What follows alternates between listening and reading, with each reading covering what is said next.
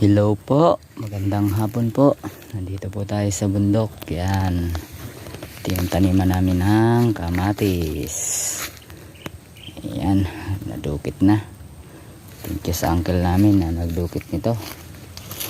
Sunod ay tiklop na kamatis namin at pataba na rin agad. 2 bag. Ang ganda oh. Merong mga namatay pero okay lang. Yung mga maliliit kasi yun. Yan. Merong mga damo-damo. Yan, may damo siya pero mawawala din yan. Mag-i-spray ako ng pangdamo. Yung kahit isprayan mo na paligo yung kamatis hindi tatamaan. Grabe oh. Isang beses pa lang patabaan yan. May bulaklak na agad. Wala pang tulos. Wala pang tulos.